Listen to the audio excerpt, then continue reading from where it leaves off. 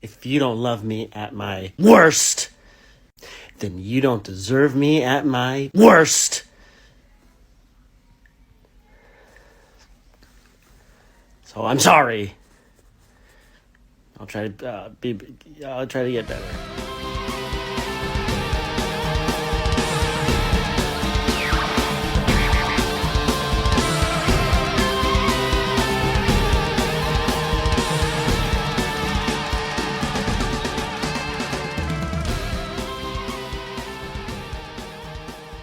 Hey, fun fans, it's We Enjoy coming to you with our last Indiana Jones adventure episode. We're talking about two extra special length episodes of Young Indiana Jones Chronicles, now known as the Adventures of Young Indiana Jones. We are the Mattitude Eric. I am Matt Fowler. Say hello, Eric Goldman. Hello, everybody. Are the end of our regular Indiana Jones adventures because we'll do a special episode. I want to get through all this so fast because I have so many thoughts. It is the Young Indiana Jones Chronicles now. Yeah, the Adventures of Young Indiana Jones is so fascinating. Like it's the so lore fascinating. The behind and the dive, scenes, it's so crazy. It's And really crazy when you read about it. And nobody has come out and said this is not canon, or nobody said it is. But like the fact that Pancho Villa was mentioned in Crystal Skull, like sort of like tips its hat toward Young Indiana Jones Chronicles, which is what I'm going to be calling it. That's just what I know it as. It's crazy to me. I understand. I kind of watching these. I understand why I didn't watch them. Like, we love Indiana Jones. Why didn't I watch this TV show? Well, it's just a different product. There was a way bigger split between movies and TV back then. And this was a TV show where the movies were movies made by Steven Spielberg with a lot of fun, clever action sequences, and TV is TV, and there's a much thicker divide. And this was more family entertainment style, even though, Eric, I had to change my parental settings on my Disney Plus to find this. I was searching for it, and they were like, because of the intense violence and intense sexual situations that we were warned about. Like I had to change it to TVMA so that this would pull up. It's crazy. I remembered. But my point is, like, why didn't I watch this? And I'm like, yeah, I think I did. I think I gave it an episode or two, and I was just kind of bored because it's very different than the show. The movies. I know I saw bits and pieces of it, but I don't even know if I watched the pilot movie. I know I did remember after we talked about it last week how it's weird we didn't watch this. That one thing that would have been off-putting to a youth at the time is they really talked up in the promotion, George Lucas and everyone involved, that this would be educational. And that was probably the last thing I wanted. But also, look, we're talking early 90s here, like appointment television. It was harder to do unless it was something we really, really wanted to catch or record on a VCR or something like that. And this just did not make my must-see TV. And this was on ABC, correct? Yep. And I don't think I watched much on ABC back then. And channel alliances and allegiances were way stronger back when there were only 4 or 5 channels. Like, it's kind of like if you watched NBC, you kind of watched NBC all the time. You may deviate it a little, but like, I don't know, there was a lot of tribalism with those channels. I don't know. I didn't feel as much tribalism. I probably watched more NBC than anything. Granted, this would be a couple years after Twin Peaks ended, which was an ABC show that was like our favorite show, but that was an outlier, not just on ABC, but on all of television. That was all of that. That just felt like it was from Mars. It didn't matter. Eric, how was Cake? Oh, Cake was great. We saw Cake. Trish and I saw the band Cake in concert at the Greek last night. It was funny. One of those things, Matt, where I kind of hadn't realized till I was talking to Trish about it beforehand. Like, oh, this is my 4th time seeing Cake. I didn't even realize. Wow, that's like one of your top bands. Like, I didn't realize. It's spread out over 20 years. Trish loves. I love Cake. I wouldn't have seen them 4 times if I didn't love them, and I have a bunch of their albums. But Trish loves them even more than I do. So 2 of those times have been with her. but I'd forgotten that I'd seen them twice. Although one of the times was a festival. It was like them and Flaming Lips and De La Soul. It was a really cool show. Anyway, they're great. They are still great, and the songs are great. They do a very interesting concert. But were they great? They were great. I was thinking, Matt, about if you're a band like them who you've been around for a long time, 25 years or whatever, and obviously you're not like creating new hits at this point. but you have a dependable audience and you can tour with like a nice Eric, catalog. that's of the music. only concerts I go see. No, I know. That's most of the are ones people I who do. had hits decades ago. Yeah, no, of course. That's I know. That's most me too, mostly. But I was thinking about how do you keep that interesting? And the way Cake keeps that interesting is very specific, which is they don't have a set list and they do like an evening with Cake. There's no opening act, and they play in 2 acts. They do an intermission. And they just kind of decide, what are we going to do next? And they just, go. Do they take people calling out songs if you're close enough No, to the stage? they'll lightly deride the people that are doing that. The lead singer is really funny, and Trish had an interesting observation. She said that he's got a Matt vibe, a Matt presence. Jesus, I don't like the sound of that at all. So I don't appreciate that. Mr. King. I'm gonna go look up videos of him on stage. He's like, I'm the idiot.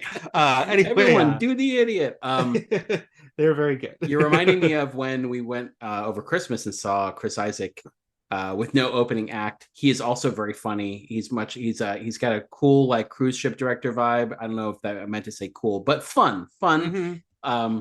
Like the Fun Patrol. He's really funny. He's been doing this showbiz thing for decades, and he's really funny. But I think I told you it was on a weeknight, and he played Wicked Game third. I'm just saying, with no opening act, people are going to arrive late to a 7 p.m. show on a weeknight because the lead singer Matt Fowler joked about that. He said, "Oh, a bunch of you people are coming in now because you probably assumed that there was an opening act." Right. And, that's the thing. Or it didn't get full. It didn't get filled till like the 3rd or 4th song because that's crazy. But now imagine they did The Distance second. Right. That would have. So that's what it was like when Chris Isaak did Wicked Game, and people are like walking in and they're like, "What the fuck?" Like. Because that was not an encore song. It was crazy. Right. So and then Eric, Love and Rockets last week. Love and Rockets last week. You know how much I love them. They do know how much sound amazing. So I haven't seen them since 1996 or 5 in Irving Plaza. I did see them once before back in the 90s, and it was probably my favorite concert of all time. They are a 3-piece, and they sound amazing for just what they, having just a guitar, bass. They both sing and drums and stuff like that. They have such a solid, powerful sound that's crazy. I think there's some added things too here and there for like just texturizing their songs. But man, it was a good ass show. Supposedly their last show, but never say never. I mean, their last tour. They just wrapped up with 3 nights in LA where you are. So anyway, great stuff. I got tickets to Ladytron, who are coming to Dallas, Texas. And what was your wish? I said they never come to Texas. I've always had to see them in LA or New York because they don't come here. And then Swans. I got Swans tickets, Eric. Ooh, you love Swans. I do love Swans. I'm one of there are dozens of us. Dozens. All right. Let's dig into so let's plug our special episode. We just did this just a few days ago about The Flash, and then also bring up the fact that The Flash totally tanked at the box office in a way that I don't think a lot of people even expected. I think they thought it was going to underperform. It was going to open soft, but not to this degree. And the fact that it got lower, the estimates were getting lower. Like we recorded Sunday, and it got worse after we recorded. Like the estimates through the holiday weekend it through just Monday, kept dropping. No father wanted to see this on Father's Day. No. Like, get me the fuck away from this Flash. And to the point that we're recording this Thursday night, and yesterday being Wednesday, now it's really dire because yesterday Spider-Verse was #1 again. Elemental, which also bombed, was 2, and Flash was 3. So people are aggressively not seeing Flash. Like they funny because really don't want to see Flash. Yeah, somehow they're taking past views away from Flash of people who saw it this past weekend. It's like getting negative views. It's like everything that worked in the other multiverse movies, all the crowd-pleasing moments are making people angry this time around. Yeah. Anyway, Eric and I both found the film very enjoyable, very touching. We talked about it on our special episode, which you can listen to if you are on the Hudson Hawk level on our Patreon. And join up. You can get extra episodes. We're going to do Dial of Destiny next. but we're controversial in that we really like the Flash. So. Oh my God. But here's the funny thing is that you and I have shit talked enough about Zack Snyder's Justice League and his movies, particularly in the DCU and that whole element. And so you and I are not like the way we are like sort of apologists and stands for Marvel. Mm-hmm. We are not like that with DCU. So yeah, I was, you asked me like a month or two ago, I was prepared to see this, but be underwhelmed and not care about it. So yeah, remember of the two of us, I was the more harsh one on Black Adam too. Yeah, that's right. And so anyway, yeah, this is not a movie that was designed for me to just like it automatically, like you could argue our Marvel movies are, which I'm soft on. But anyway, so, but yeah, the fact that this was very enjoyable and I think worked in most of its efforts to bring, especially the Michael Keaton. I love Sasha Calle as Supergirl. We talked about it. And you can listen to it if you've seen the movie. You probably haven't, given the box office, though. So. Right. But if you want to hear it that way, go for it. And then, yeah, I mean, I've just mentioned it in passing, but the fact that Elemental had was also projected to open weekly and also opened worst case scenario. The second lowest opening in Pixar history, the first one being the original Toy Story in 1995.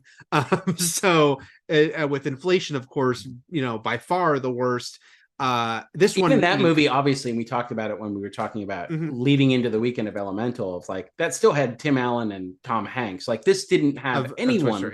Yeah. This didn't have any celebrities. It didn't have the Chris Pratt to bring the people to the theater. It did not. This one is getting much better, it seems, audience reaction. It got an A cinema score versus the B for The Flash. And like we said, it's now flipped with The Flash as of yesterday from the weekend. So, but it's still not going to be profitable because it opens so low. So yeah, just what's the next movie that's going to do well? What's the next movie that's going to do well? I don't think Indiana Jones is. I don't think so either. I don't think it's going to do it. It's not. No, I don't know. Oh, is that it just bombs the rest of the summer? I think like you said, it's the Chris Pratt movies. That's the mega hits. If it's Chris Pratt or Spider-Man, it's going to do well. Right. And that's it. Hopefully Dead Reckoning will do something.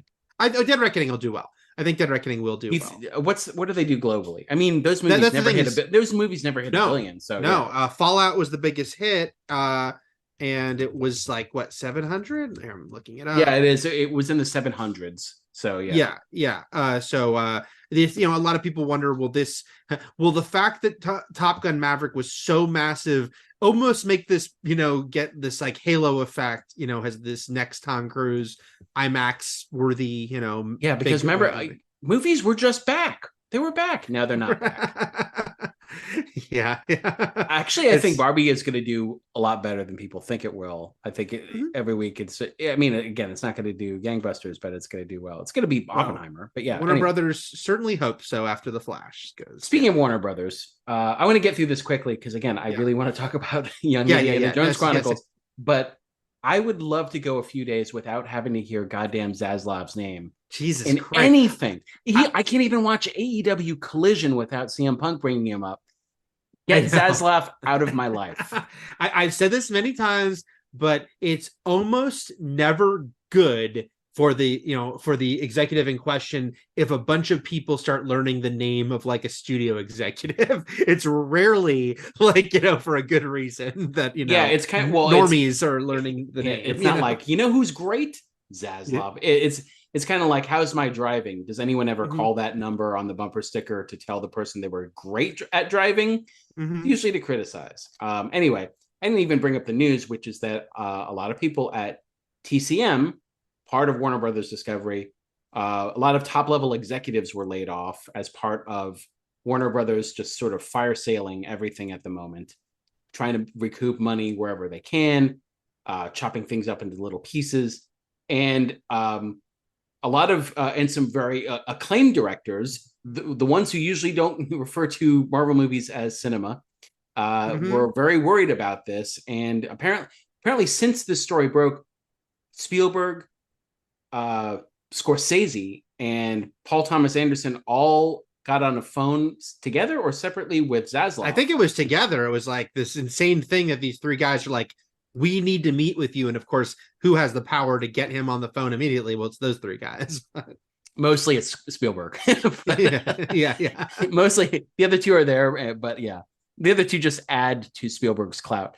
I'm not taking anything away from them, but he's the big draw here. So the whole point is like the gutting of Turner Classic Movies, which has been over the years like such a shelter for cinema and for movies as art, and a lot of interview clips of Scorsese himself talking about like how he just has that on all the time, and he would have TCM on while he's editing his movies. Yep.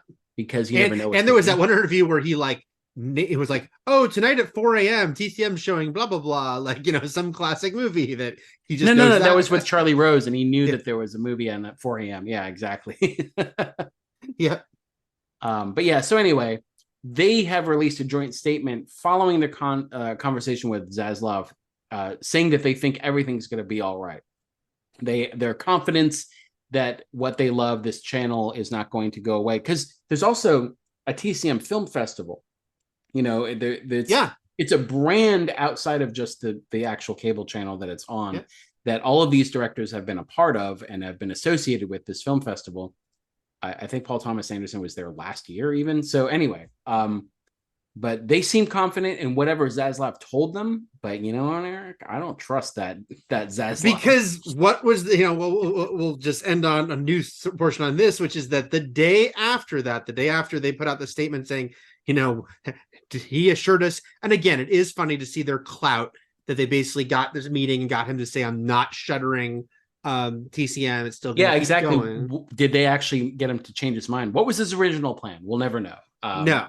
But the very next day was the report in Variety that Warner Discovery is looking to sell off like half of its movie music library, including like pieces of like music of like Batman scores and stuff. Again, that doesn't mean though like you won't hear that music when you watch a Batman movie, but as far as the actual like ownership and rights of these movies, of the music from it and songs from movies and stuff, because Warner Music has always had a big library too, they're looking to sell off like half of that, because it just seems like this weird thing of like, let's sell off parts. Let's get rid of it. I think they're selling it for like 500 million or something. And it seems low when everything is usually in talks of billions. Anyway, there was a crisis. Apparently it's been averted. Doesn't mean people weren't laid off, but as long as the holy three, the powerful trinity of cinema, are happy and appeased, then so are we. We'll find out. But like you said, we keep having to hear this goddamn guy's name. I don't want to hear his name anymore. Give me 2 weeks at least, please. Give me. I need a vacation from my vacation. All right, let's move on. We've got 2 write-ins here, and you can write in to us if you're on our Patreon. You can write into us on Twitter at We Enjoy Podcasts. You can write into us at weenjoypodcast@gmail.com. We've got one that is actually about The Flash. I mean, can we spoil things, I guess, at this point? I don't want to do it. We didn't get to it in time to actually address it on the Flashcast. I haven't seen this message, so I don't know how spoilery it is. Is it like it's about cameos. So I feel like holding off on it maybe for another week. Let's hold off on that. All right. So we'll hold off on that one, and we'll go to Joe, who wrote in about possible future main events. And he would like to see us do a series on Stephen King adaptations. And or John Hughes, because he had such a big cultural impact. And that he adds, I realize that my ideas might be too good and it would be hard to follow, much like when The Undertaker killed Big Boss Man at WrestleMania 15 and they had to remove his corpse before the main event. Good luck following with that. Stone Cold and The Rock. I just wanted to get in all the wrestling analogies. Hey, Joe, that's my job. Okay. Let's move into our. We can answer that. I mean, I would just say that was just food for thought, but yeah. Inevitably, no. I don't know about you, Matt. Maybe you're going to say never, ever. It's nothing I ever want to do. I feel like inevitably we'll do Stephen King. It's just obviously we'd have to do it in chunks and sections because there's like 50 Stephen King movies. Well, that's the thing where it's kind of like, do we do 80s movies? Do we do 90s like recent ones? You break it up. Stephen King definitely. It's kind of like when we maybe promised another Kurt Russell run just because we only touched on some of his movies. Well, yeah. We'll probably wind up only doing one of all of these, but yeah, Stephen King for sure. John Hughes is a good pick. I'd be Comedies are a little difficult, not difficult, but trickier to sort of manage than genre stuff. Cronenberg, as we were looking through what we're actually picking next week, I was getting, some of these names came up from. You'll learn in a few minutes. You'll learn in a few minutes what I'm talking about. Oh, and I do see a message from Jared Carlson mentioning that Mission Impossible recaps and that they couldn't find in the feed. Guessing it might be from the wrestling days. That is correct. It is. And I am actually, thanks for pulling that one up, because I am working on putting together what I did for Saw for this podcast. So I'm compiling, and it'll be 3 movies a podcast because they'll be long. So the first 3 Mission Impossible movies will be in. I'm just pulling out the recap parts of the old wrestling podcast, and I'm going to compile them into 2. So for those who want to rewatch the Mission Impossible movies and also listen to us talk about them, then you can listen to when I eventually put out these 2 Mission Impossible recap episodes leading up to Dead Reckoning Part 1. All right, let's do this. Okay, now we can get into our good things to enjoy, and then tell you what our next week's main event is. Eric, what is your good thing to enjoy? I'm looking at it right now, and it is something that I very much want to see. Oh, okay. I also want to mention in passing that for 2 former good things to enjoy, both by you, I believe, both were recommendations from you, but I just want to mention that the other 2, which I think might have 1 more week left, what a phenomenal 3rd season it's been in. So funny. Maybe I think it is the best season. It's so funny this season. So good. So I just want to say, if you haven't seen that show at all, or if you haven't seen the 3rd season yet, you should. And then it's also a miracle show because no one talks about it and it keeps coming back. And so when it came back, even for a 2nd season, I was like, what? So anyway. I know. And now it's trying to survive the Zaslav era on, exactly. on Max. Good luck. Chuck. So, and they have bigger guest stars than ever this season, because I guess people just want to be on the show. And then The Bear, today as we record, the entire 2nd season dropped, and fantastic. Why is The Bear not weekly? What is happening? Why do we have to binge The Bear? The 1st season was also a binge. I understand that, but it does surprise me, especially when you look at not just the way things are going in general, but you look at, say, The Boys, which did a binge for season 1, and then for season 2. And then they learned from their mistake. And they learned from their mistake, but also they were like, hey, we're a show that has a lot of buzz and good reviews and people really into, but it's a smaller audience. And if we do a weekly release, I bet we can build it each week. And that's exactly what they did. And that's exactly what happened. I'm very surprised, especially because I've seen most of The Bear season 2. I haven't seen the last couple, and it's so good. And there are episodes that absolutely would be huge, topics of conversation for several days. But now it's just going to be that everyone's just watching it piecemeal thing. That's insane, and people will stop talking about it by Tuesday. It's crazy. Yeah, it's so weird to me, but it's fantastic, and you should watch it. But that's not my recommendation. Those are just my previously on. My actual recommendation is Past Lives, which is a movie that actually this weekend I believe it's going into much wider release. Maybe not like a super wide release, but it'll be available many more places after a couple weeks of limited release. It's a movie by Celine Song is the writer-director. She's a playwright. I believe this is her feature debut. And the star is Greta Lee, who you might not know her name, but you probably have seen her in things in the last couple years. Most notably, I think for most people, their frame of reference for her is Sweet Birthday Baby on Russian Doll, where she was very funny saying that over and over and over again in different funny ways. She's also in the beloved Across the Spider-Verse as the voice of Lila right now, in which she's actually, I think, really funny in that and kind of underrated in a movie that's just jam-packed with great things.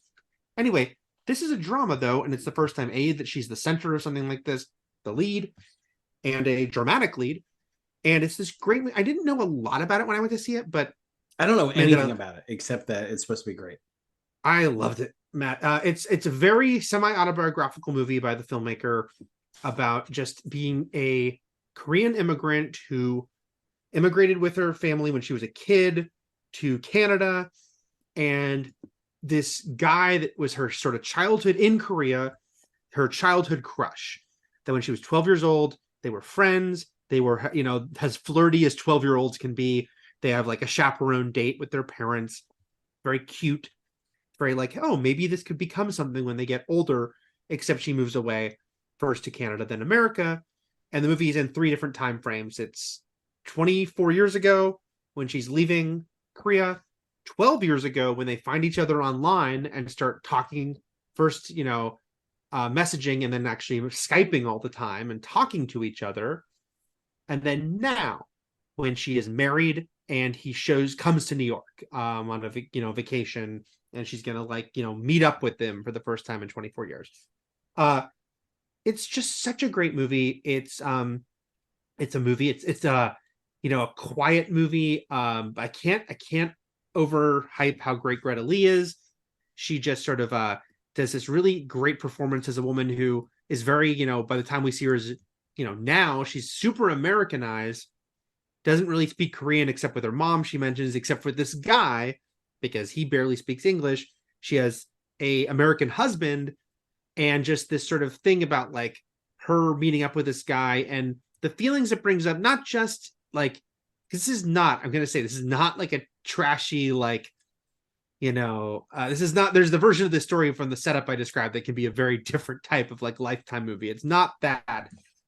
It's more like the sort of the path not taken. It's like what he represents, not just as a guy she could have ended up with romantically, but also an entire life she could have had living in Korea that she didn't, because instead she is basically like an American now. Like she's, very, very Americanized. She could have been doing taxes and laundry with, but yeah.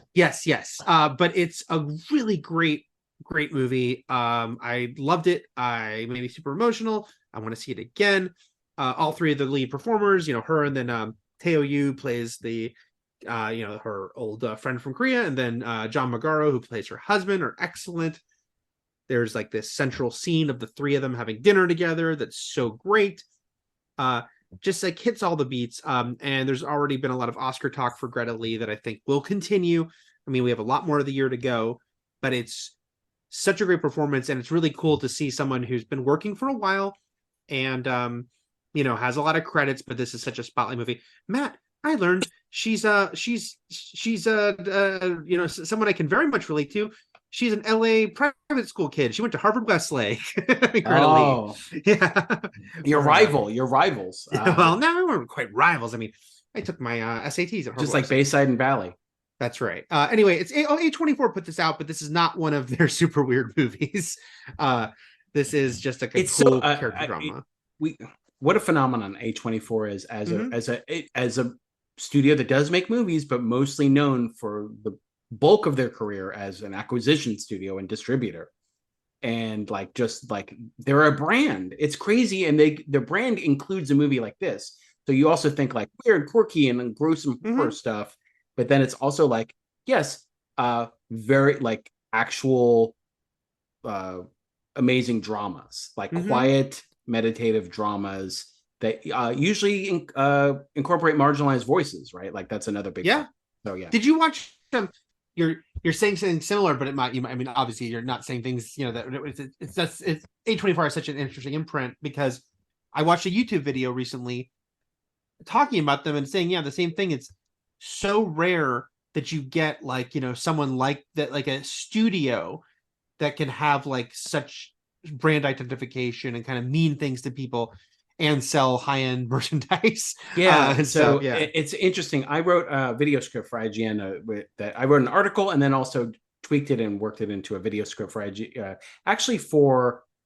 It was IGN, but also what's the thing that Clint runs? Cine, whatever. I don't know. It's Cinefix. And you can watch it. It's called Top 10 A24 Movies, but it's not just that. It was like includes and weaves in some things about A24 where it's like they were distributors of a lot of they started kind of like as like they're always been indie, but they also were sort of housed 90s indie auteurs, because independent film really rose up in the 90s. So it existed in the 80s. It's existed forever, but it became much more of like a thing. It was like 90s, a huge thing in the 90s. And so like Sofia Coppola and Harmony Korine and like people like in the 90s who sort of made a stamp. So anyway, but they started like that, but then they also just included bringing in new people and like gave people like big careers like that they did. Anyway, A24, interesting phenomenon. But anyway, look up that video if you want to. So I will, but Past Lives, I do want to see. Will I find time? I still want to take I still want to see Elemental, so we'll see. Yeah, by the way, thematically, and I'm not the only one who's saying this. I actually retweeted someone else who said it. Great double feature. Oh, Those because two of movies, like the Asian American experience, both made yeah. by Asian American filmmakers about like their lives and their families and their well Elemental's about like a first generation child of Asian immigrants, and then Past Lives is about someone who was a young Asian immigrant. But it's very interesting. They're both very good movies that do actually work in sort of a nice conversation with each other. And they're both bombs. No. Past Lives has done a great per screen average. It's small. But it'll build. we'll have to see how it expands. I hope it does very well. All right. My good thing to enjoy this week, Eric, is a big dumb action movie from 2004. And also an episode of a TV series. It's a 2-for-1 from Matt today. And I'm including an episode of a TV show because it's an anthology TV show. But I'll get to that second. My first one is Man on Fire, which is something that I think I've mentioned in passing that I really like on this podcast, Yes. but I've never picked it as a good thing to enjoy. I don't think Man on Fire like the critics didn't like it at the time. It got mixed reviews. I was working at the Winnetka 21 as a manager. I was working in the movie theater when this movie came out. So interestingly enough, I didn't get to see it for a while, and I would see it piecemeal because I'd have to go into theaters that was playing it to break up all the sex that the teens were having in the theater. Sure. But yeah, so I would see clips of this movie, and then later I would see the entire thing. What I knew at the time was that it came out around the same time The Punisher did, the Thomas Jane Punisher, and everyone was like, this movie is a much better Punisher movie than The Punisher was, and it's true. Man on Fire is a revenge movie. I find the stylistic choices that the late Tony Scott makes here really addictive. I understand why people might find it off-putting. He is maybe at his most Tony Scott, but I do feel like this is the movie where his latter day style that he adopted, which of like double exposures and flash frames and like oversaturated colors and like these hyper frenetic like switching back and forth between lockdown cameras and handheld cameras, and it's really hyper stylized. And you'll see it in Domino where it doesn't work. You'll see it in Deja Vu again with Denzel Washington where it doesn't quite work as well. This one, if he had only done it for this movie, it would have been great because I feel it works. It's about a alcoholic, depressed ex-CIA covert operative played by Denzel Washington, who is at the end of his rope. He goes to visit his friend played by Christopher Walken, his old, coworker, soldier buddy, college roommate. Get John Creasy laid. His name's John Creasy. He just goes by Creasy, and he goes to Mexico, and he's talked into getting a job by his friend. And in Mexico at the time, there were a rash of kidnappings, and so a lot of rich people had bodyguards, and to protect their family members from getting kidnapped for ransom. And everyone has ransom insurance because kidnappings were so common.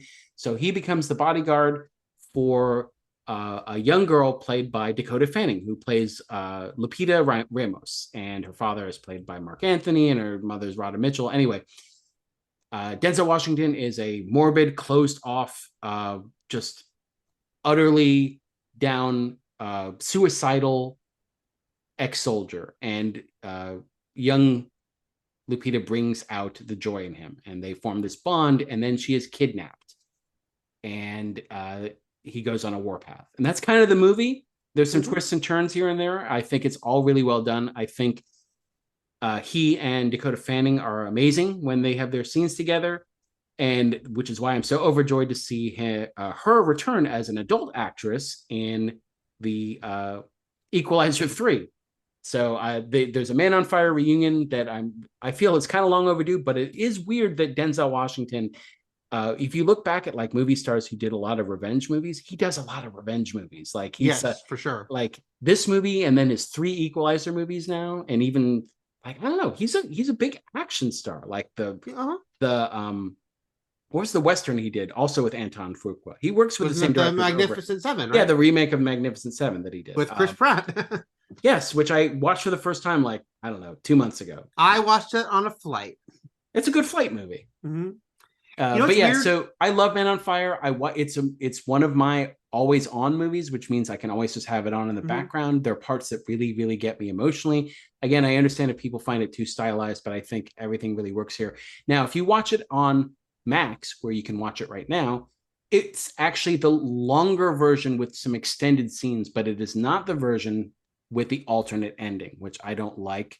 I understand why it's there. Like, I understand why it was made, but the ending remains intact from the ones that was in the movie theater. So if you watch it and you know the movie and you say, oh, why is these scenes added here? It's just a little longer. But I like Man of Fire. I've heard you mention it many times. I've never seen Man on Fire. The funny thing is, I'm looking at Tony Scott's filmography. I don't believe I saw a single Tony Scott movie after 2001 Spy Game. Oh, wow, okay. For some reason, I think it's funny. Maybe it's a sense of deja vu. I might have seen Deja Vu. Nothing else. I know I didn't see the rest of his stuff. You didn't see Unstoppable? Nope. I saw the SNL. I saw the SNL parody. It was very funny. It's good too. Yeah. Yes. But yeah. So, but I'm a big fan of Tony Scott. It's funny, but I'm totally aware of the style you're talking about that he developed because it was much discussed and debated.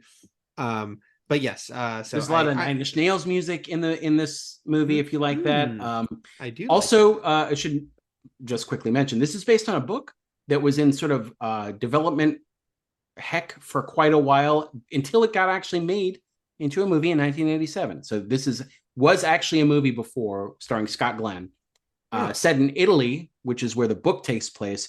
But when it came time to make this movie, kidnappings weren't big in Italy in the aughts. They were as they were in the 80s, so they switched it to Mexico to make it more. They're like, where in the world are there kidnappings now? Like, where are they rampant? And they looked, and it was at the time it was Mexico. So there you go. Strangely enough, as much as I love this movie, I've not visited that 1987 movie. Anyway, which also has like Joe Pesci and Danny Aiello. It's got like a pretty good cast. Anyway, Man on Fire. Secondly, I'm going to mention this very quickly because I don't want to, again, draw this out. Black Mirror just returned with its 6th season, all written by Charlie Brooker, except this final episode, which was written by Charlie Brooker and Bisha K. Ali of Miss Marvel.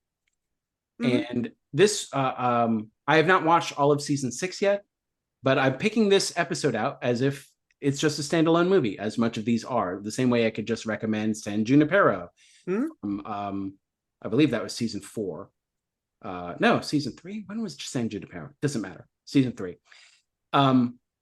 This one's called Demon 79. Now, I started by watching Joan is Awful, which is like the standout #1, the first episode on the list if you watch them in order. It's the one with Annie Murphy and Salma Hayek, and it's the sort of the surreal meta, like Netflix is making a show about your life without your permission, and like anyway, that was fine. It was a little too cheeky and silly for its own good.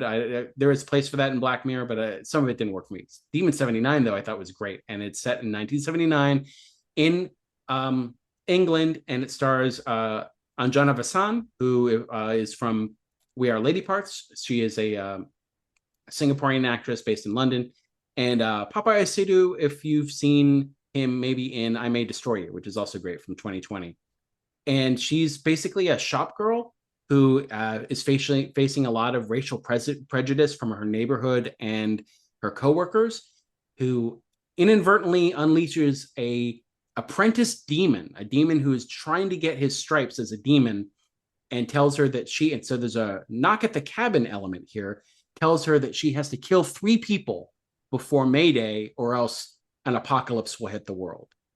And it's sort of following a very reluctant serial killer along this road. And there's some surprises here and there that I thought and I think it's really well made. So I recommend Demon 79. If you're going to watch an episode of Black Mirror first, I recommend starting with their 5th episode, the last one.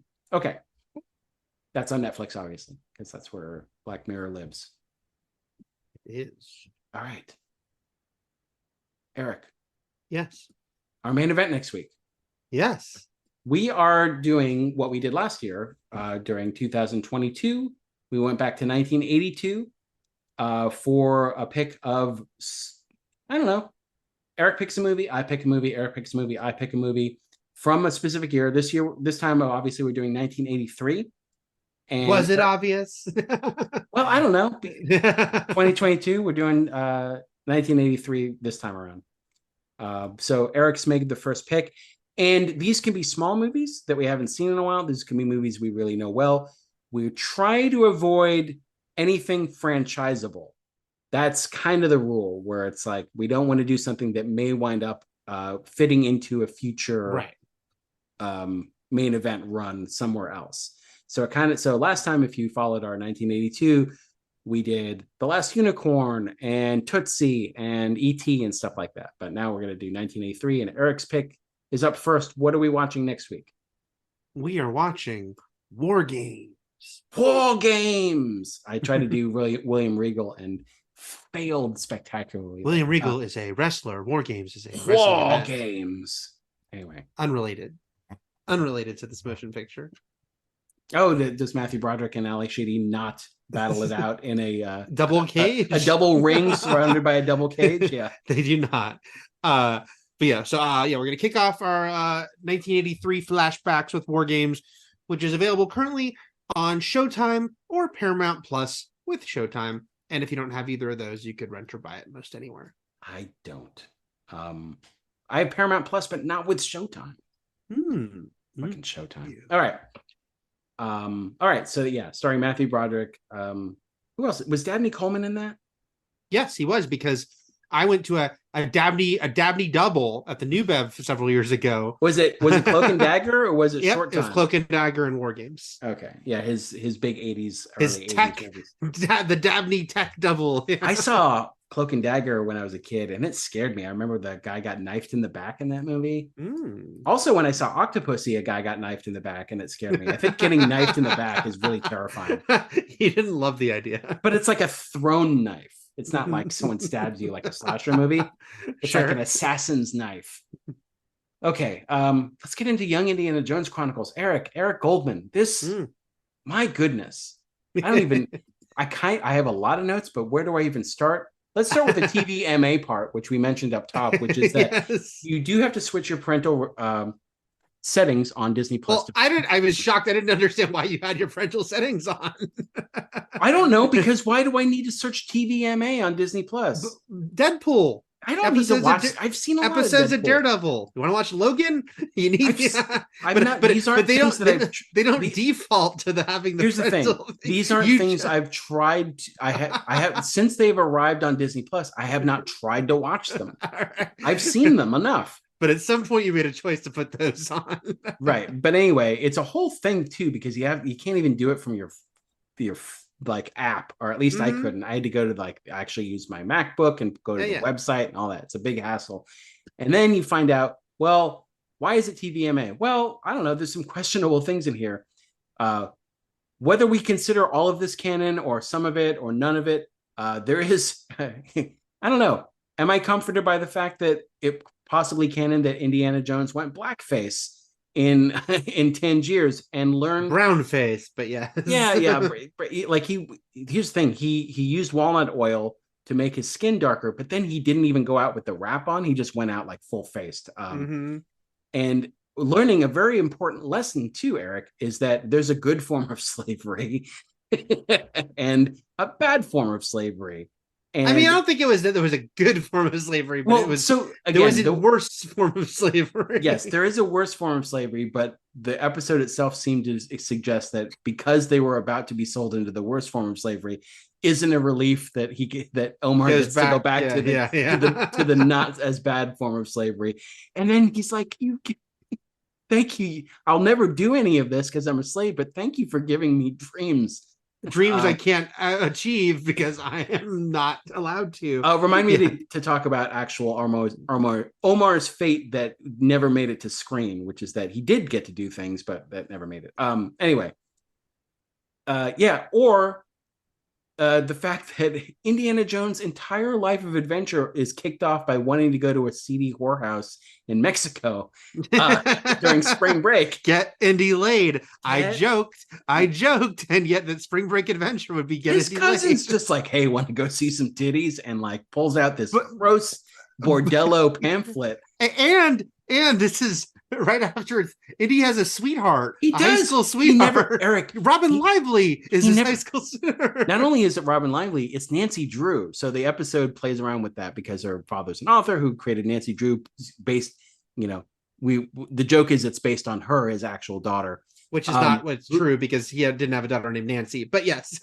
So anyway, Eric, he never goes back to her and she marries Butch. Did you read up on her? I did. You see her again.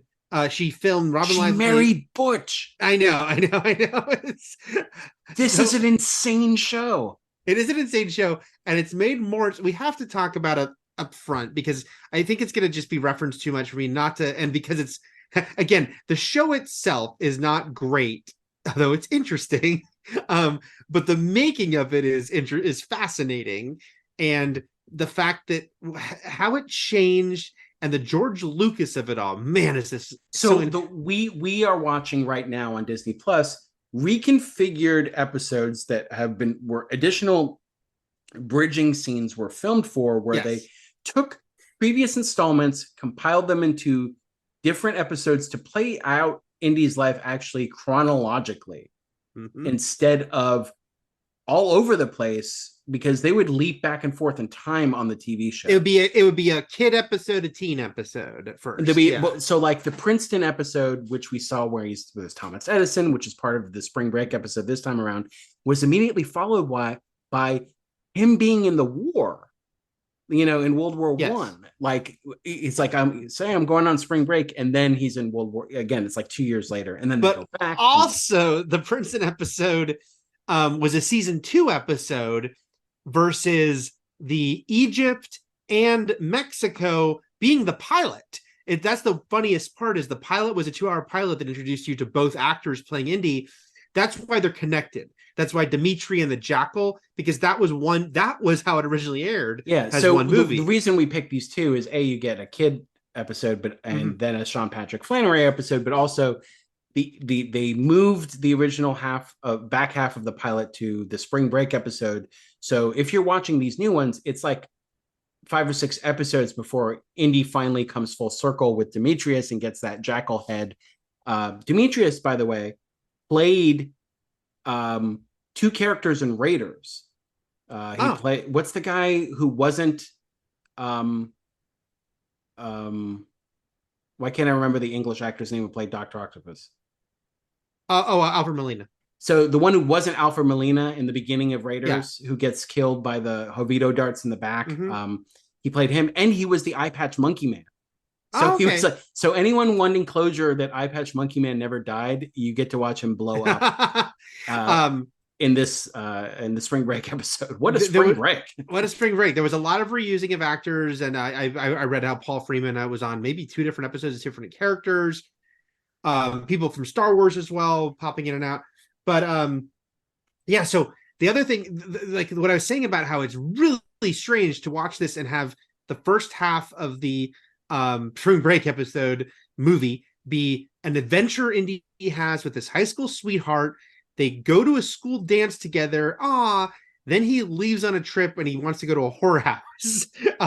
The thing is the way this aired originally, it is still funny that that's how we were introduced to Teen Indy, but that was a season 1 thing. Season 2 was all the stuff with Edison and Nancy, and it wasn't necessarily connected. Like it didn't have to be that he was like cheating on his girlfriend to go to a whorehouse. Right. This is how they decided to edit it years later. It could have been a completely different spring break. Right. Like this spring break, they made it so that his spring break actually took him away and into Ponto Villa's army. Like, right. Is this also what Henry Jones Sr. was talking about in Last Crusade when he's like, you left when you were just getting interesting? Eric, this is when he leaves his dad. I don't think he sees him again for fucking like 5 years. He goes at the end of the spring and joins another war. He goes to World War I to join the Belgian army, and then he just fights overseas. Eric, he's a POW. There's elements of this where it's like there is a Forrest Gump-ness to this, except that obviously Indiana Jones is a much more active participant in what happens to him. He's an adventurer, a swashbuckler.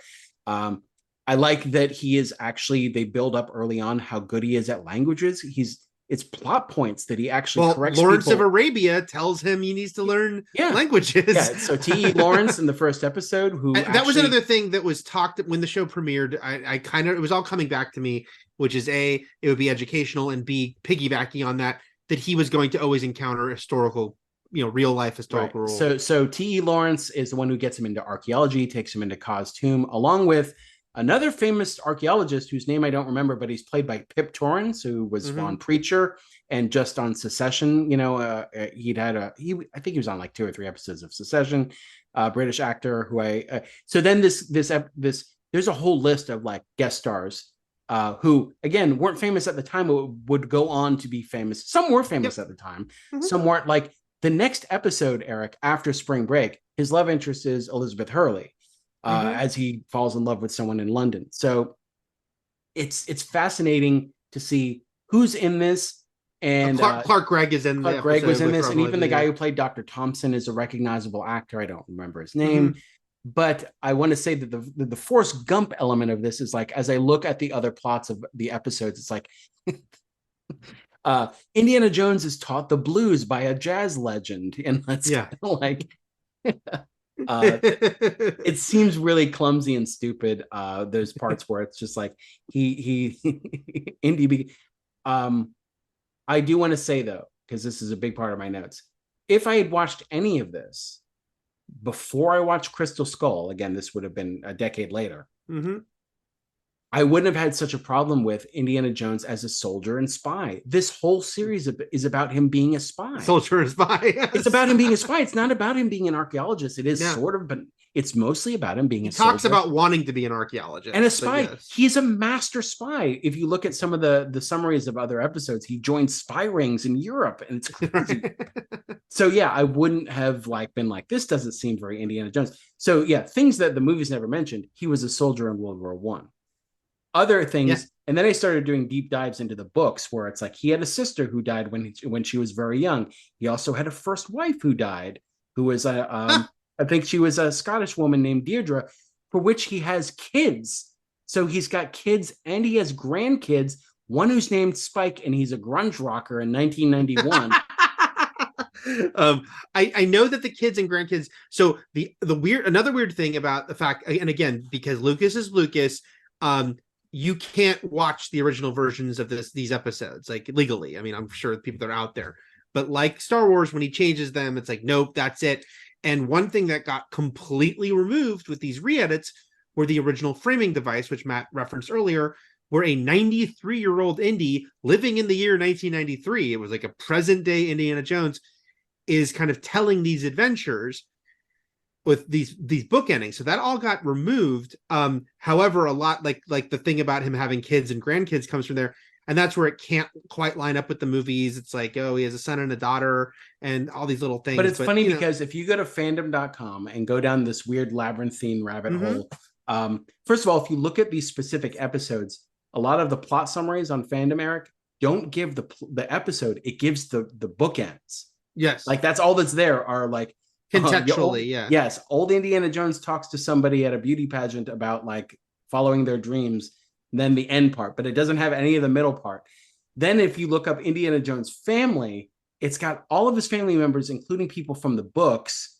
And I know you already commented on Twitter that his aunt is funnily named Grace Jones, but also Spike Jones. So we've got a couple music Joneses in there.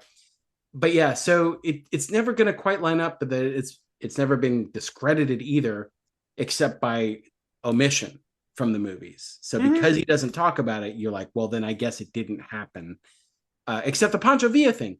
So I know you've seen Dial of Destiny, but I'm just saying it would be super fun if anything was right. He's like, my high school girlfriend, Nancy, or something like that. I don't know. Right. It'd be very funny if anything got, we've only watched a couple of these and there's a lot of them and they're very long. So it's not like they could reference something I wouldn't know. Just like the Pancho Villa thing. Also, it's funny that the show decided they firmly say he was born in 1999. I'm sorry, 1899. It's just funny that means that River Phoenix was playing a 13-year-old in Last Crusade's prologue. Okay, so again, if we're just talking about movies, when did he and his father live in Utah? I mean, it's just accepted that that's where they went after his mom died earlier in 1912. So an episode we didn't watch, Eric, is her death. I didn't know you see that. I didn't know. I don't know, but like she's. I don't think you do. I don't think you do because the ages he is skips it. It's like because it's 9 and 16, so it's like we're just there's the Sean Patrick Flannery episodes. It's just mom's dead. Yeah, I guess it's either the books or another episode where it talks about how she died of scarlet fever. It goes into specifically in her entry about how she died. So something mentions it. You know what's funny though, Matt, was watching this. I never ever considered that, his parents are, of course, they're part of it, but I never considered someone else would be playing Henry Sr. No, like, and that person, by the way, that person is Lloyd Owen, who, for those who watch Lord of the Rings, Rings of Power, would know him as Elendil. He's a major character on the Rings of Power. So when I was watching it, I was like, oh my God, it's Elendil. And he's doing a bit of a Sean Connery voice. Mm-hmm. He also talks to his son way more than the mom does. And like that goes against the entire dynamic that we knew, except maybe in episodes we didn't watch, the other kid episodes, right? Yeah, but then I think it's weird because I do think Teen Indy makes a reference to like things, going bad after mom died. But yeah, it's like it's weird. It's like they try to make she used all of her emotional currency and power to keep them together, and it killed her in the end, Eric, because she had no strength to fight the scarlet fever. Some other guest stars include Catherine Zeta-Jones, Daniel Craig, Keith David, Lucas Haas as a kid, I assume. I would love it if he was actually with Harrison Ford in as his appearances as Indiana Jones in this. Sean Pertwee from Gotham, Max von Sydow. Like, there's a ton of great Michael Goh, Alfred. So yeah, a ton of guest stars on here. Jerome Crabb from The Living Daylights. Actually makes me want to watch the whole thing. I might watch it. I really kind of want to because, again, I think actually the spring break episode, both adventures, which are very different from one another, by the way, I think it works. I think obviously the second half you felt like was made as a big TV pilot because there are massive explosions and big. Action. Yes, it's big for TV. Well, that's what I wanted to mention is this show is big for TV. I mean, it's so fun. It's on one hand, it's the weird thing of it's Indiana Jones, but it's a early 90s TV Indiana Jones. So it's going to look, cheaper and not like a big movie. However, for those who weren't watching TV or alive at the time, fact that this was a big that they filmed this across the world, and you can tell because they didn't build all those sets.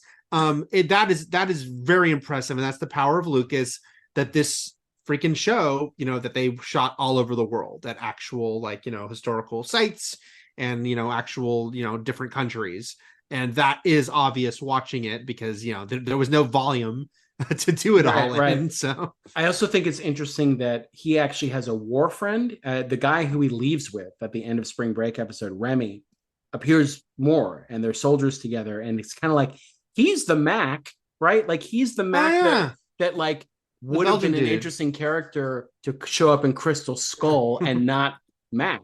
Like if they had made it Remy, that would have been awesome for people who watched the show, which wasn't me. But anyway, it would have been as much meaning as Mac, since no one knew Mac. Right. But I could still go back in and fill in the Remy gaps. I can't fill the Mac gap. There's no Mac gaps to fill. This is such a weird show, but I am curious to go back. 26 million people watch the pilot, Eric. Jesus, that's just how TV ratings work back then. You can't compare it to today, but so this show aired for 2 seasons. Only 6-episode mid-season replacement show, then a full 22. Then it got canceled. Then they did 4 TV movies. In 1996 or so, that's when Robin Lively came back. She's in one of those TV movies, and then he decided to re-edit them all into these different, the entire series. He'd re-edit into 2-hour movies, which were released. Some of them, not all, were released in 1999 on VHS. They'd eventually all be released on DVD the year Crystal Skull came out. But I remember this, Matt. because I was working, my video retail jobs around the time this came out. This is when he renamed it on the packaging, Indiana Jones and the Raiders of the Lost Ark, because the entire set was called The Adventures of Indiana Jones, and they were numbered chronologically. And so Temple of Doom was before Raiders because it was chronological, and it was like Temple of Doom was 23 and Raiders was 24. But the box for Raiders said Indiana Jones, Raiders of the Lost Ark, and guess what? People were pissed, even though the movie itself wasn't changed. So just bizarre the way this was released, and that when it came on DVD in 2008, the fact that he had produced 94 documentaries on that box set, and I looked it up. They're all about 25 minutes. A couple are 19, but some are like 35 minutes. And History Channel ended up licensing them and airing them as a show because they were like everything. Like King Tut is talked about in the first episode. Well, there's a documentary about King Tut. There's a documentary about Lawrence of Arabia. This is the educational part that they were. This was what he always wanted to do. He wanted to do interactive before you could really do interactive in the early 90s. Right, where it's like he wanted to like these would have all been like extras on a DVD or commentary or whatever. Yeah, like. So it's just a bizarre everything about the making of the show. But it's the later day. It's the as Indiana Jones, like Indiana Jones learning the blues and Indiana Jones Goes Hollywood feel the most Forrest Gumpy as far as like he gets in big and on the silver screen and he's in a John Ford Western and all this stuff. Just feels like when it's like lucky stuff, it feels like Forrest Gump. When it's like adventure and danger and peril, it feels like Indiana Jones. And I think, by the way, we should also mention that the show began with the alternating kid indie, teen indie episodes, but as it went on, they were doing more and more Sean Patrick Flannery because guess what? It's limiting to have a 9-year-old kid. Well, so the first episode we watched, which is Young Indiana Jones and the Curse of the Jackal, or whatever it's called now. My First Adventure is the new reshaped one. Because Curse of the Jackal was that's the original half one. Was Mexico. So the kid is much noticeably older in the second Tangier's Morocco slavery story. He's older because they filmed it a couple years later. No, they filmed it 5 years later. Yeah, because that's the only time. You mentioned everything that they would do a lot of like. They filmed like these bridging scenes to make it into, but the second half of the first one, the entire story was filmed 5 years later. So it is hysterical because he goes from like 9 to 13 or 14. And it's such a funny, like the whole slavery episode. It has another famous person in it. Like the guy who plays the London journalist was a famous historical character who wrote about North Africa and stuff like that. And it's funny that he also gets to be the hero, like not even his father. Like this is the guy who actually goes to rescue him from being sold off in slavery. That was fine. The first half, though, it was good because it was all set up. It just was jarring that how it ended.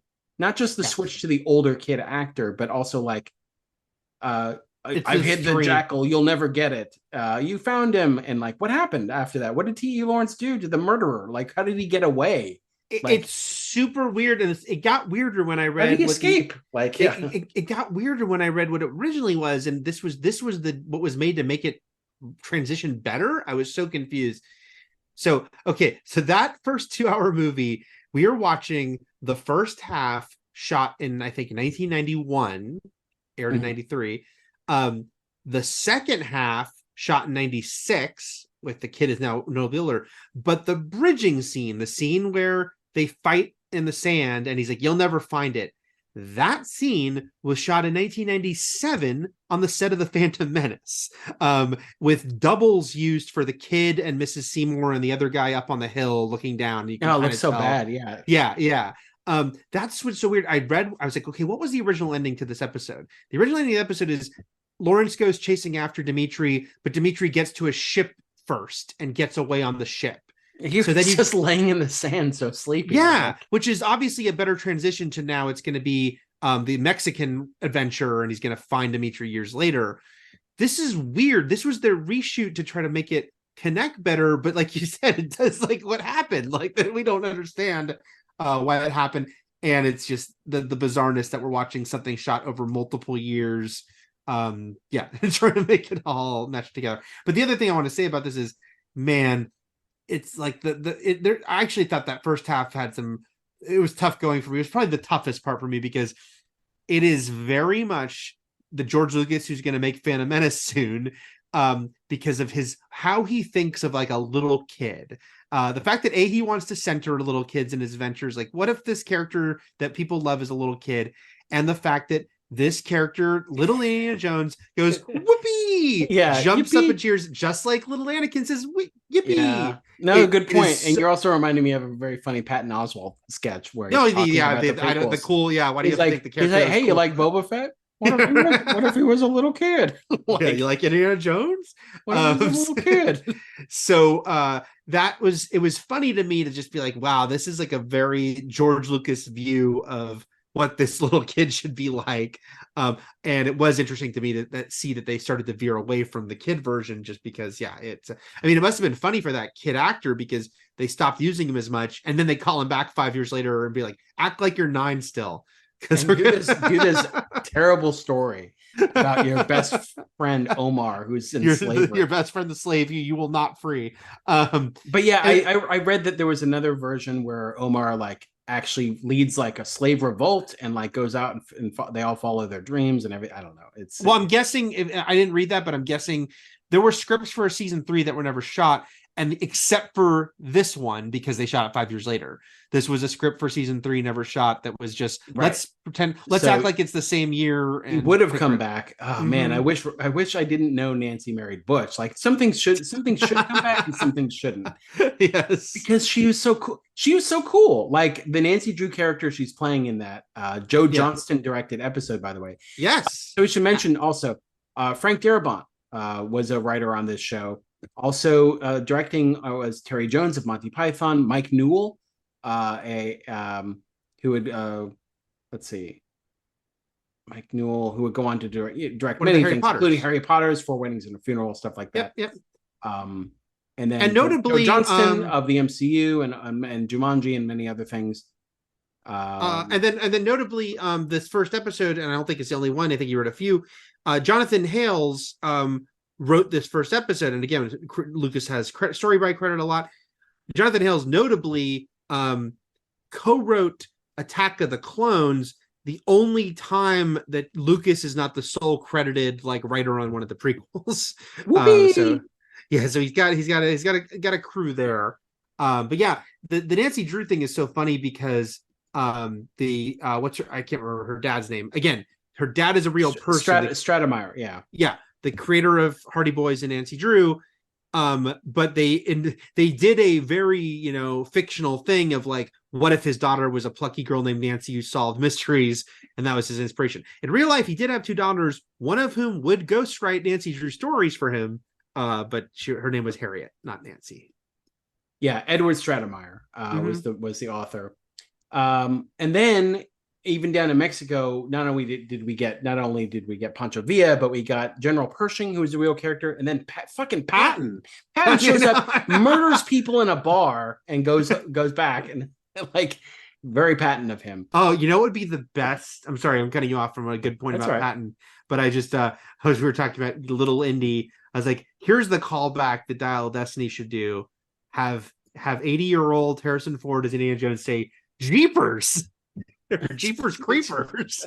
Oh man, that'd be just great. Like you used to say. I hope he says that when he sees the Dial of Destiny. And then he goes, whoopee. What if again, I can't play this game with you because you've seen the movie, but I guess I can still play it. We're just like, because I'm assuming the Dial of Destiny can reverse time, where it's like he's like, I need to go free Omar, and they're like, who? Like one last adventure. One last adventure. Last adventure. All right. I don't know how much we need to get into the plot stuff since we've been talking about this so much, but because we've watched 3 hours of this because they're long. Matt, how did they have the restraint? And I would say, why bother having the restraint to not have little Indy meet little Salah in Egypt. I was so excited when they were going to That's Morocco. right. I was like, oh no, when they were going to Cairo. When they were going to Cairo, I was like, where's little Salah? The first adventure we're going to see him on is in Egypt. By the way, that would absolutely happen if this show was made now, because that's the way all this stuff works. But yeah, the fact that why didn't Lucas wants to see everyone as a little kid. I want to see Salah as a little kid. Like, why didn't you want to see Salah? I was very upset when he sent his apparently his favorite friend in the world, Indiana the dog, up in a fucking balloon. I was very upset about that when he was a kid. Yeah, the whole wacky narration part that opens it with all of his stuff. It's like, I get into trouble. I don't like sitting still. I play with electricity. And then he gets his tutor, Miss Helen Seymour, and she's a bit of a funny day. But I have to say, she's a prude. She's prim and proper, but she's also like, hey, let's go see the pyramids. So she's not like, climb the pyramids. Yeah, that's the thing. Let's go to the fucking top of the pyramid. And I'm like, I was like, God. Wow, Miss Seymour, you're nimble. You can do this. She's like, Ethan Hunt taught me how to rock climb, and this is me. No, but so again, she could have been like a Dolores Umbridge, and she's not an obstacle. But so, and I enjoyed like when Indiana was talking to T.E. Lawrence about like all the different cultures of the world and different what people believe about the afterlife, and she's sort of like tut-tutting it a bit, not king tutting it, tut-tutting it, but like because of what her beliefs. But yeah, like I love that he's like learn all the languages. By the way, what language he never bothered to learn? Jovito. That could have helped him out a lot, but it's true. He's correcting people in spring break. He's like, the German's wrong. It's chicken farm. And then even down in Mexico, when they couldn't translate the Spanish correctly, when Remy was actually going to kill him. That's very Mac of Remy, by the way. Because he's like no, this is the translation. It gets him out of a few scrapes here and there, is what I'm saying. They also they obviously he meets Lawrence, who's gonna inspire him to want to be a archaeologist. Also, they're doing their best to try to connect it all, because they do the thing of when he's like talking about the fact that you'll be able to breathe the same air of the mummy and the people who laid the mummy to rest and all this, and that his first thought is to get rich. Little Indy is like, this can get me rich. So we're setting up like that his earlier, younger self wanting to. Indy goes back and forth because obviously the Temple of Doom Indy is fortune and glory. But then Last Crusade Indy is like, this belongs in a museum. At least, in Utah, he was like that. But he also, when they get that line in at the end of the Mexican adventure when he's fighting Claw, aka Demetrius, about the jackal head, he's like, he says it belongs in a museum. He gets the crowd pleasing line in. Yep. But he goes back and forth. I do like, again, if all of this is what happened to Indiana Jones before we meet him in Raiders or Temple of Doom, the stuff at the temple, the stuff in Morocco, the stuff in Princeton, and the stuff in Mexico, I'm like, that's a pretty big backstory for Indiana Jones. Instead, though, there's like dozens more insane chapters of his life where his roommate is Elliot Ness and he runs away with Leo Tolstoy. And like, it is funny because if you look at the summaries of the kid episodes leading up to him, obviously the mom died. It's a big schism, I guess, between him and his dad, to the point where he like writes a letter and he's like, I'm joining the Mexican Revolution. And he just sends it to his dad. But he, up until that point, he's run off and or been kidnapped so many times that his dad is probably like, yep. Right. Yeah. It is funny because it's like, he'll go off and have these like adventures with Mrs. Seymour. Is she reporting back all the shit that's going down while they're away from? I don't know. The parents, because it's a lot. It is funny because it's like, it's so the kid Indy, especially in that first episode, or the first half, I should say, so sort of goofy and earnest. It does layer in some darker stuff. I like there's like that shot of like the mummy's hand coming down on his shoulder and freaks him out. And looks suitably dark. I think the one thing about this show, again, we've only seen these two, is that, like you're saying, it's insane that he had all these adventures before he was even an adult. It seems like they avoid anything supernatural it's just like he met everyone famous and had, got kidnapped 10 million times. They even go out of their way to explain the curse in the first episode, where it's like a lot of people who open mummies or tombs release gases that are poison, and then that makes them think there's a curse. Right. And so like they even kind of give a scientific explanation about the superstitions that run through that area. It's also I don't know when he has time to actually go back to school, Eric, and become a professor of archaeology. Right. Like, when does that happen in his life? The actual university adventures of Indiana Jones. I just looking at Indiana Jones wiki over at Fandom, which is like it says he had 2 wives, right? Like, so again, they're not mentioned in the movies, so you can say that's not canon, but they're also not like, he never says I've never been married, like, so yeah, we it's only not dismissed either, so you can just kind of accept it. And I think Deirdre died in a plane crash or something. Anyway, so yes, we talked about the bizarreness of the bridging that they filmed that doesn't work to get into the second half, and how the older Indy thing, which we're just supposed to go with. But it was funny at the beginning of that second half where he's like so excited to see slaves. Like, what exactly do slaves do? Now it turns out that's going to be the crux of the story. So, which at least, because at first I'm like, what's going on here? It's still really dark, the fact that he's about to be sold off into slavery as a kid. It's super dark. Oh yeah, what about the part when they're all being whipped? All the kids and they're being hung upside down. Well, also, I don't know. You could, if you're trying to find connective tissue here, being like, that's what made him want to free all the kids in Temple of Doom. I was, in fact, a child slave. Yeah. So the fact that, like, okay, we can also overlook the fact that he forgot that the kids were enslaved in that movie until he heard one scream out. Yeah. But again, he couldn't help himself from throwing the rock at the thug's head, right? When he saw this one's for Omar, and got him captured. Right. At least none of these kids had to drink the black blood of Kali, so whatever. Indiana Jones, and the time he learned slavery was bad. But sort of bad. Mostly bad. Mostly bad. But yeah, so that wasn't the greatest. That was the sort of the struggle, most struggle bus of all of these episodes was the Tangier stuff. Well, it's funny. So it's like, we have Walter, who's Henry Sr.'s old friend from college. Yeah, famous guy in real life. Who's gonna teach Indy how to do brown face. Yeah, how to go into the market and be in disguise. And he teaches them how to use it. That's crazy. And then, but that's why he like goes off on his own. He's like, I taught him how to do this. I taught him to be problematic. I'll never forgive myself if he gets sold off into slavery. Mrs. Seymour does take a stand against slavery. So by the way, he this guy just buys him. So it's like, no, I know.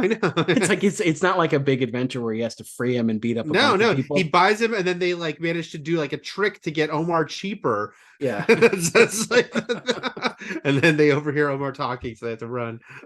Again, it is so weighted where like the kid stuff, again, I guess to their credit, they're not having like kid Indy like swinging, using a whip and swinging around, but it's like so weighted where the Sean Patrick Flannery, by the nature of just being older, can actually have car chases and get in physical fights and just do stuff that you can't do with kid Indy, which is why they started to do more and more of the older Indy, I'm sure. I thought the nighttime attack was pretty brutal when the even worse slavers steal Indy and Omar and just kill people. I was like, okay, that's when I started to be like, okay, yeah, this is why did Matt have to take off the parental blocks on this? Well, the other episode will give us even more. And then, like I said, the kids, all these kids are being beaten and tortured and hung upside down. And again, it's a dark story because Indy gets rescued, Omar gets rescued. None of the other kids do. Nope. It's just like, this is the way of the land, right? So, yeah. Didn't you think the guy playing Walter, it could have been Matt Berry? Something like, he was so grandiose. Actually, I wish he was, and like that, because I don't know, he could have made the teaching a young boy how to do brown face scene quite hilarious in this scene. Yes. What is that? Walter Harris is this guy? Yeah. I want to see who the actor was. He did see. I feel like I already looked him up just to check because I Yeah, was so checking Mrs. everybody. Seymour seemed familiar too. Yeah. Kevin McNally. Did he do? Has he been anything? I'll have to look him up separately. But yeah, but then it's like we skip over a lot of young adventures to get to Princeton and teenage Indy, and we so much so we skip over his mother's death. Yeah, And and so she's again, unlike the way that the first one began, this was not how viewers met young Indy, because this was a season 2 episode, the one where he's living in Princeton and dating Nancy. But oh my it god, does. he was in all of like I think he was in all the Pirates of the Caribbean movies. The guy who plays Walter. Yeah, Okay, was he one of the crew then? Probably. yeah, he's one of the main crew. Okay, one of the Black Sail. Yeah, yeah, that makes sense. Along with the guy from the original Office. I can. Yeah, yeah, he plays Joshua E. Gibbs. So anyway, but yeah. Spring Break Adventure and the Princeton part is funny because we talked about this on Crystal Skull, but George Lucas loving cars and loving having like a car fetish, and that bleeding into a lot of things. So Indy is now, it turns out, very into cars. Early soda cars. jerk Indy, and yeah, he and it's such a big social like such a big status thing to have the coolest car. Like Butch is the sort of the talk of the walk, if you will, because of his car. And Indy thinks he's going to get a sports car, but he does at the end because Thomas Edison helps them out. But yeah, so it's a very, again, it's not the 50s, but it is like very much in Lucas's wheelhouse of like the old Main Street America. Very, very much Disney Main Street America. Indy working at an ice cream shop or a soda shop, as they would call it. That's why he's called Soda Jerk. And they called them soda jerks too, not because they actually were jerks, but because that was the term. They pulled down on the thing. Yeah.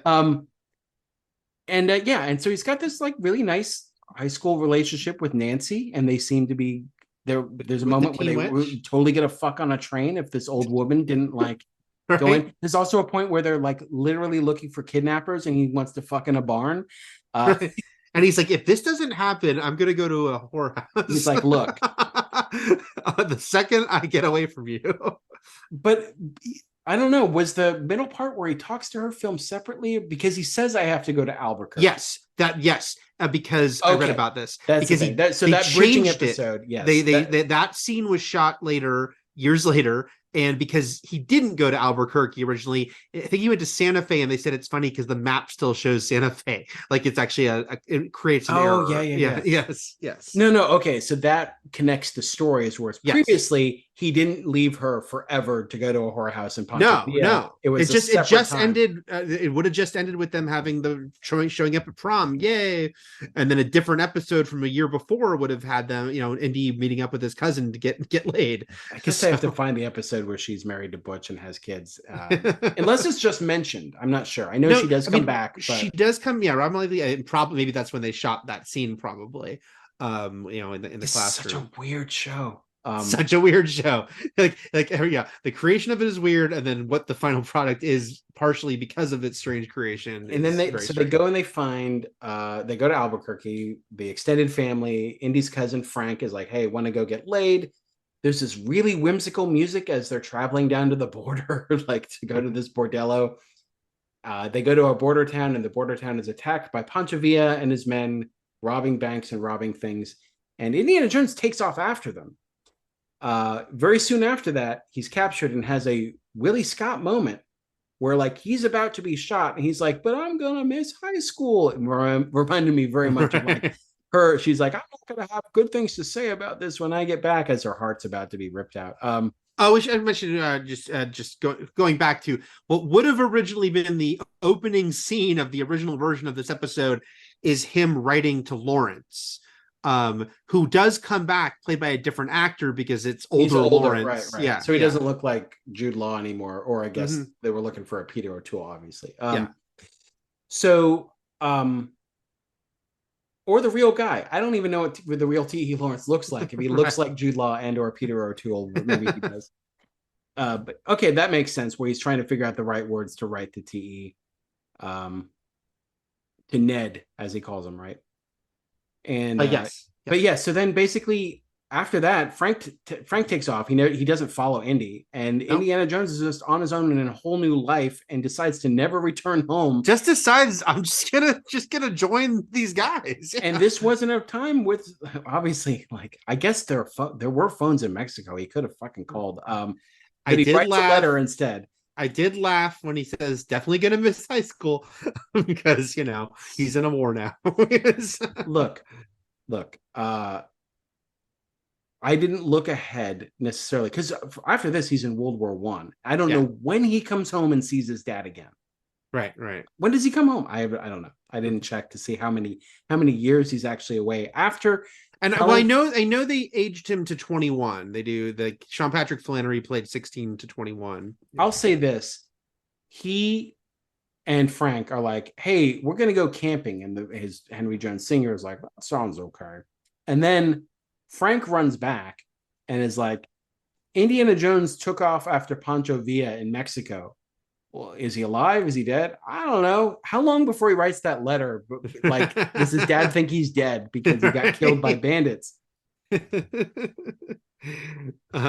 good question. But this is where he meets Remy. He meets a couple other, like, the cool guy with supporting sunglasses. Cool guy with sunglasses who gets killed by Patton, right?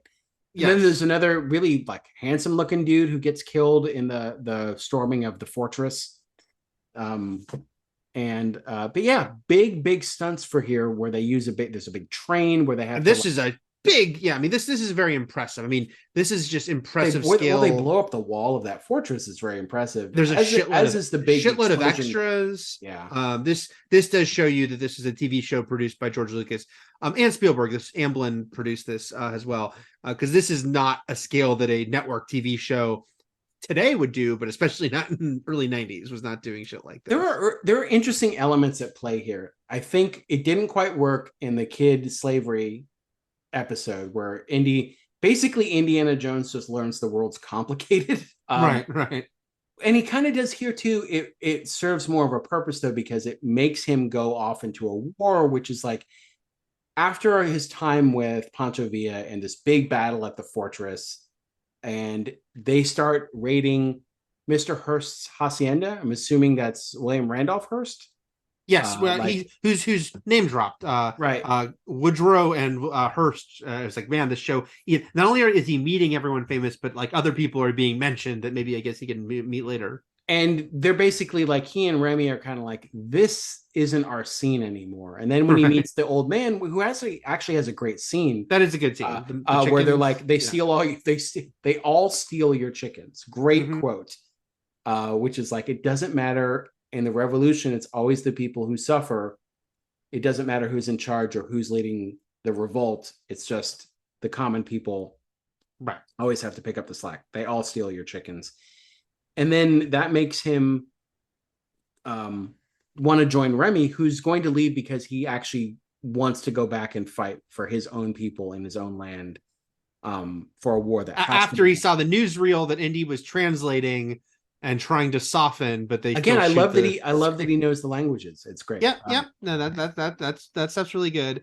And then he uses the whip in his fight with Demetrius. Big fight, a lot of stunt work here. Surrounded by fire, a lot of that stuff. We don't know where this takes place. We get some classic Indy sound effects with the punching. Oh, the punching, yeah. We don't know where this takes place in relation to Last Crusade and his apparent first use of the whip. Because we do know it's 4 years later. Oh yeah, what year was this? This is 1916 versus 1912. Okay. So he's used the whip before. That's why it wasn't. Yes, he uses this. And again, I don't think Sean Patrick Flannery was using the whip all the time. But this part was the pilot, so they wanted him to use the whip.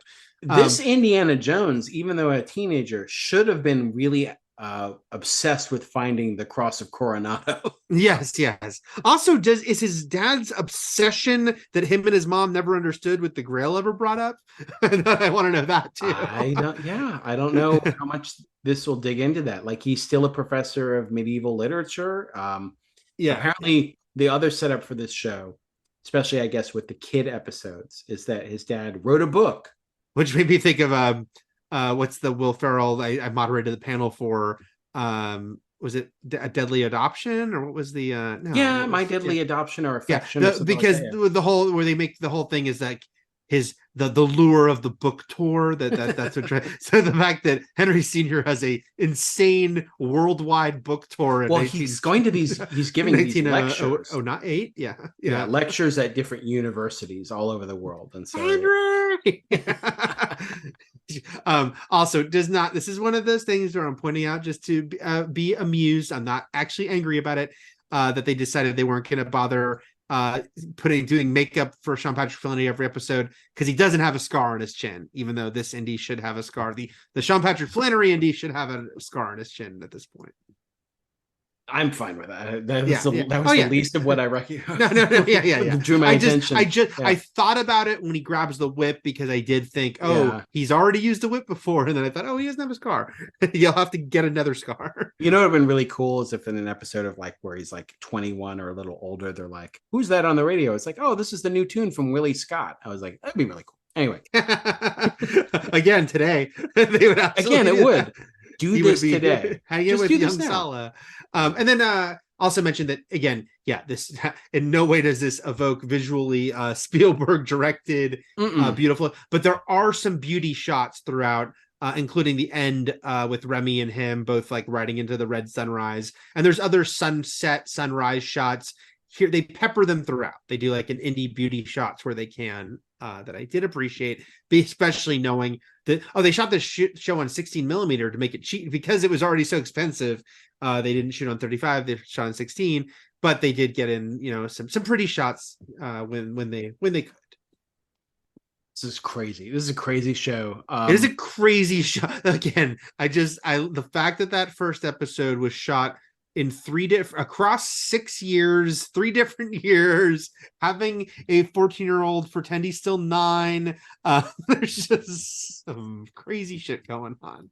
I guess they sort of separated his time into 3 when they did DVD releases. They're like the early years, the war years, and the years of change were sort of like how they were boxed up. For home consumption. And the only I think you might have mentioned this last week, but so they were all the stuff with old man 93-year-old Indy is I'm not lost to time. I'm sure you can find it on YouTube, but it's not legally available anymore. The only episode where the book endings are still there is the one Harrison Ford did, because he did guest star once as like a 50-year-old. I should at least watch that one. Which one? Yeah. I'm not sure which one. Of course, I'm not sure what it is now in this version. But you can still see Harrison Ford on one episode of this show. Does he bookend, or is he just in it? He's book. I think that he bookended a single episode, and then when they turned it into one of these movies, they managed to keep the bookends. We haven't watched this. What if then the bookended Indiana Jones? He's with his pal Howard Oxley. Hey Ox, yeah. He's like, I told you to stop calling me the Ox. He's hanging out with Mac and the Ox. Because George Lucas is like, this will be important later. Do you want to see the Ox as a kid? Little Ox. Oh man, the Adventures of Young Ox. It's Young Ox and Sala. George Lucas is a weird dude. You want to see little Abner Ravenwood on the Young Adventures? I was like, it's also weird because like I was reading the Robin Lively, this again, because she comes back for what she originally came back to do was one of the 4 TV movies they did in like the mid 90s after it was canceled. But then when he re-edited them for VHS and DVD, even those TV movies got re-edited. So like her part is now put in something else. Like it's you still see her again. It's just everything's been re-edited from what it originally was. Man, again, this came up on Twitter this week because it's like, Lucas is such a weird, again, he's a weird dude. Because he is people like sometimes be like, hey, he doesn't respect film history. Look at how much he changes his own movies. It's like, well, that's the weird thing about him is he is a film I can say words. Perversionist, I said perversionist. Preservation. There we go. He wants to preserve film. He will talk about like not screwing with people's movies except his own, and it gets into weird stuff because his own being movies that he used to own and produce, but other writers and directors worked on, yet he was still changing them. and that gets into a lot of weirdness and people, and then especially because he didn't want the old versions to even be available anymore. So it's funny that he did that with this show too. But again, he'll still like really work to say, hey, you shouldn't mess with other people's stuff. It's just the stuff I did is never finished, and I will always change it, and I will always reshoot, and I always film new material for it as much as I can until I sell it for 400 billion or however much he sold the whole 4 billion. Still a fuckload of money that he sold the entire. Jeffrey Wright, by the way, plays the jazz musician, the famous Sidney Bechet, who nice. teaches him the blues. Eric. Okay. On an episode that also stars Nicholas Turturro and Keith David and a bunch of people. Wow, so many goddamn people on the show. My silly looking through names of cast members, I did notice an actor on the first episode. God damn it, what's his name? Jean. So remember the scene? It did amuse me.